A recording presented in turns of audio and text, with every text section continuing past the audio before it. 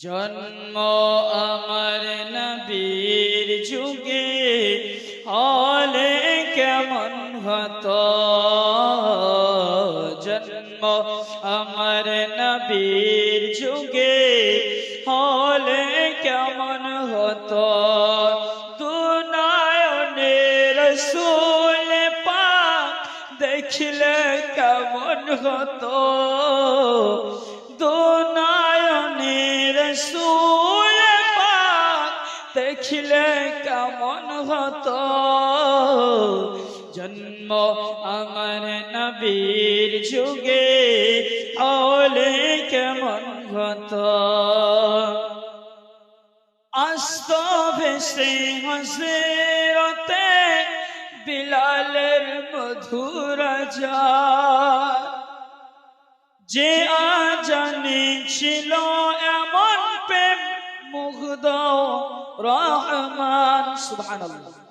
হযরতে বিলাল রাদিয়াল্লাহু তাআলা আনহু আজানে মুগ্ধ আল্লাহ পাকই স্বয়ং।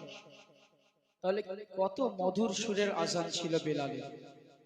কবি বলতেছেন, আসত ভেসে হযরতে বিলালের মধুর আজান, যে আজানে ছিল এমন প্রেম মুগ্ধ রহমান।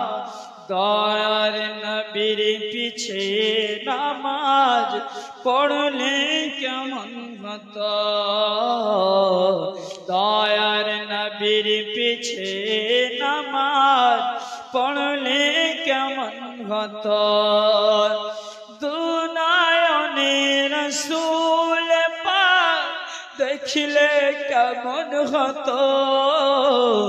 জন্ম আমার নবীর যুগে হলে কেমন হতো।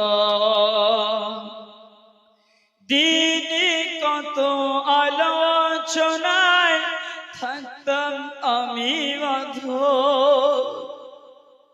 নবী পাক সাল্লাল্লাহু আলাইহি ওয়াসাল্লাম যে মেহফিলে আলোচনা করতেন, যদি আমি সে মেহফিলে থাকতাম কত গর্ববোধ করতাম। দিনে কত আলোচনায় থাকতাম আমি মাধব।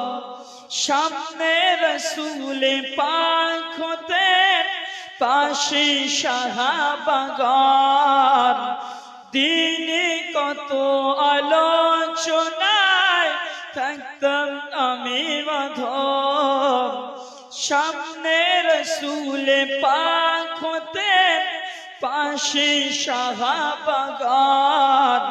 আবু বকর ওমর উসমান আলীর সঙ্গে কেমন হতো।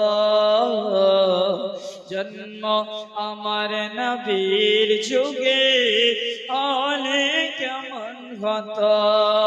দুনয়নে রাসূল পাক দেখলে কেমন হতো।